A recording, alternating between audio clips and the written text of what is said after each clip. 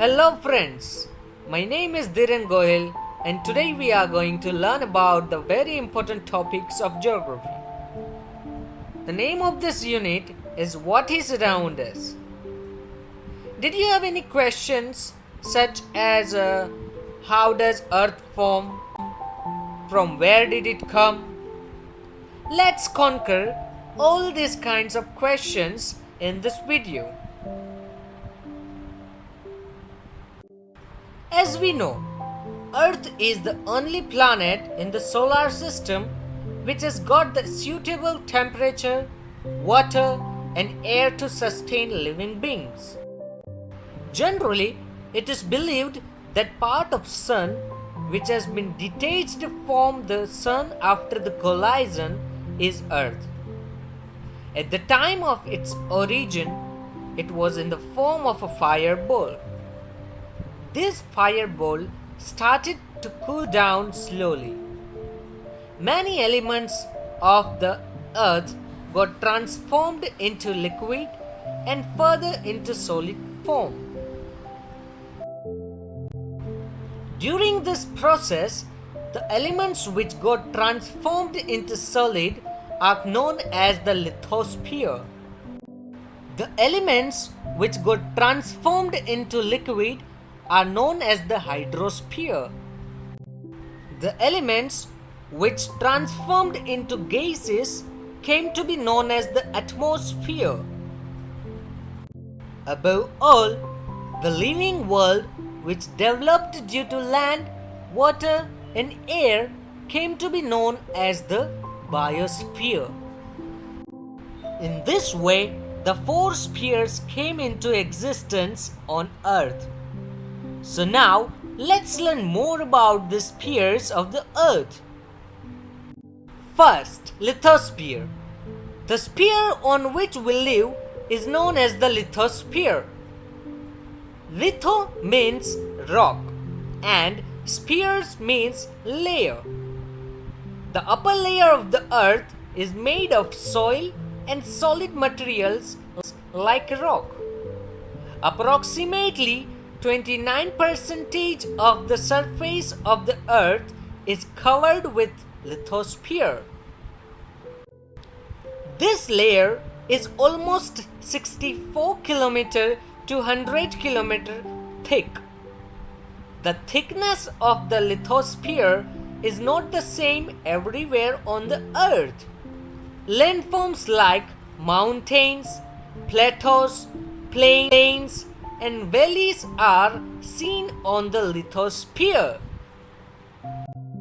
The temperature increases as we move towards the center of the Earth. The molten rocks in the interior of the Earth are known as magma. There are many gases present in the interior of the Earth which rise up with pressure and heat. But the pressure of rocks of the surface of the Earth is equally strong. Thus, balance between the two is maintained. So, the crust of the Earth does not break. When the balance between the two is not maintained, the crust breaks and a volcano erupts. Now, we will learn about the hydrosphere. The hydrosphere is the liquid component of the Earth. It includes the oceans, seas, lakes, ponds, rivers, and streams. On the surface of the Earth, the area of water is more than that of land. Hydrosphere covers 71% of the Earth's surface. A water body in hydrosphere that carries a huge amount of water is known as the ocean. These oceans are the Pacific Ocean, the Atlantic Ocean, the Indian Ocean, and the Arctic Ocean. All these oceans are connected with each other. Our oceans are unique in that there are no other planets in our solar system containing liquid water. The oceans on the earth are huge and deep. The water bodies close to the land are known as seas, bays, straits, gulfs, etc. Bay is body of water which is partially surrounded by land with a wide mouth which opens into ocean. A gulf is a large body of water, sometimes with a narrow mouth that is almost completely surrounded by land. And a strait is a narrow passageway of water, usually between continents or islands or between two larger bodies of water. The oceans on the earth are huge and deep. Valleys with depth of 10 to 11 kilometers are located at their bottom. The ocean bed has similar features like that of the surface of the earth. It also has high mountains, plateaus, vast plains, valleys, and other physical features. Oceans contain 97% of the total amount of water on the earth. Approximately one-third of remaining water is trapped in ice caps and glaciers, which we see on poles, Himalayas, and other mountains.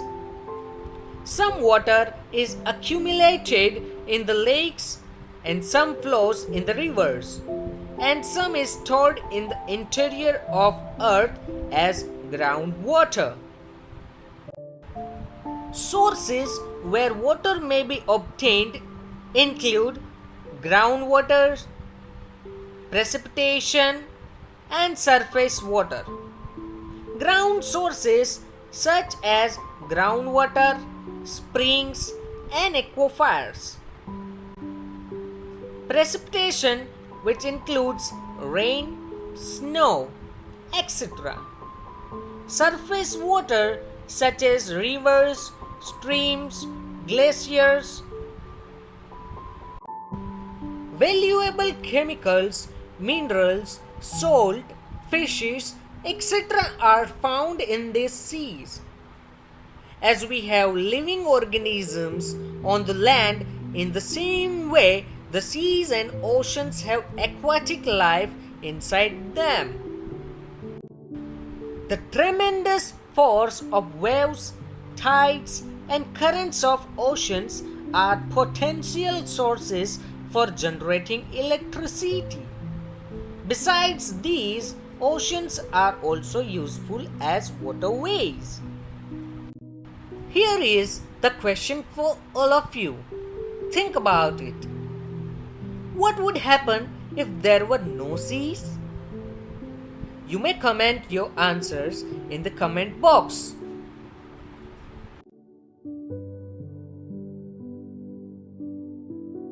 Now, let's learn about the third sphere of the earth, atmosphere. The sphere of air that wraps the earth from all sides is called atmosphere.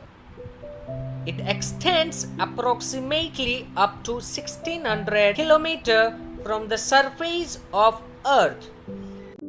Atmosphere is composed of various gases, water vapor, dust particles, smoke, salt, microorganisms, etc.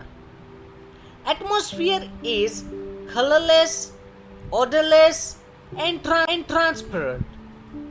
Solid, liquid, and gaseous elements are included in the atmosphere. It contains approximately 78% nitrogen, 21% oxygen, and 1% of other gases. When we go higher from the surface of the earth, the amount of most of the gases in the atmosphere decreases. Carbon dioxide gas is heavy, so it is found more in the lower layer of the air. Ozone gas comprises of a very small proportion in the air. This gas absorbs the ultraviolet rays from the sun and protects the earth from excessive heat of the sun. This gas is more in proportion in the morning in the open ground and in the air near the sea. Water is the most important component in the atmosphere. Due to heat, the water in the form of vapor evaporates and mixes with air, which is known as moisture. When the sun shines on water, it warms the water, turning it into an invisible gas called water vapor. This process, the changing of water into a gas, is called evaporation. After that, these tiny droplets cools down above the surface, and this process is called the condensation. Clouds are made up of tiny water droplets, so when condensation occurs in the sky, clouds form and grow, and when it becomes very heavy, it comes down on the form of rain.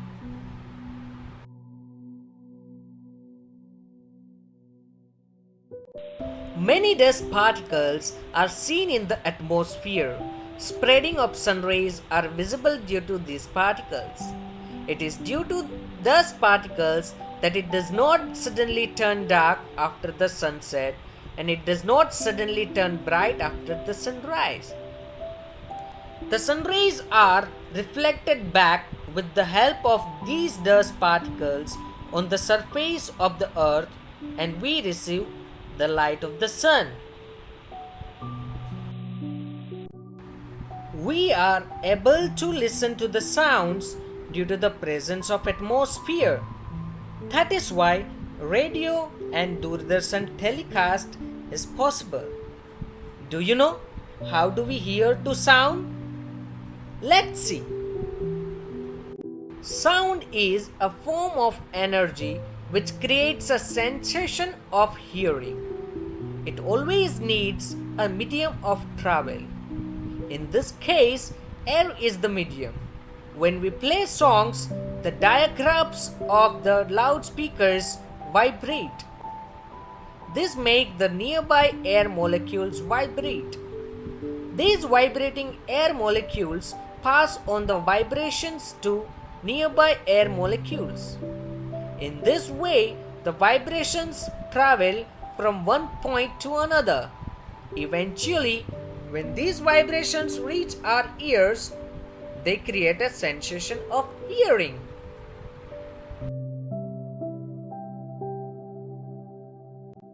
Now, let's learn the last sphere of the earth, biosphere. The part of lithosphere, hydrosphere, and atmosphere where the living world exists is known as biosphere. Biosphere is one of the important spheres on Earth. Earth is the only planet in the solar system having biosphere. Biosphere includes vegetation, animals, insects, and human beings. We obtain food and many other necessary things from biosphere. We cannot live without vegetation and animals. Biosphere is the base of our existence and living. Biosphere is divided into two parts: non-living and living. Lithosphere, hydrosphere, and atmosphere form the non-living part, while plants, animals, and microorganisms are included in the living world. Here is the another question for you. If any element in the living world is destroyed, then what will be its effect on our lives? Second question, for instance, what happens if the birds are wiped out from the face of the earth? You may answer in the comment box. Here, you may see the components of biosphere with pictures. We human beings do many activities which are very dangerous for the biosphere. Let's see some of the effect of human activities on spheres. Human beings knowingly and unknowingly undertake many activities for their development.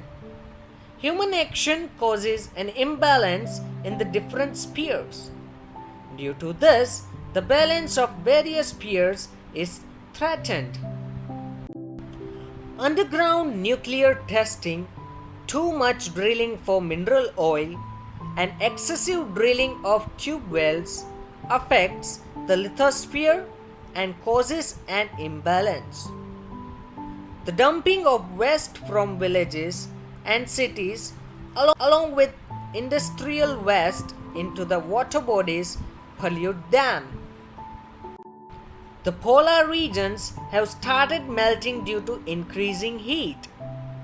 The oil spills from ships and disposal of industrial and chemical waste into the water causes the destruction of marine life, which is highly dangerous for the hydrosphere. Harmful gases emitted by industries, workshops, power stations, and vehicles pollute air. The areas with the higher frequency of vehicles show increased rate of carbon monoxide in the air. In this way, human activities affect the biosphere.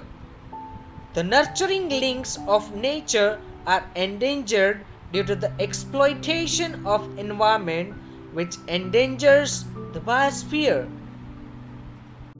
I hope you have got many information from the video. Thank you for watching the video and don't forget to subscribe the channel for more video updates. Bye bye.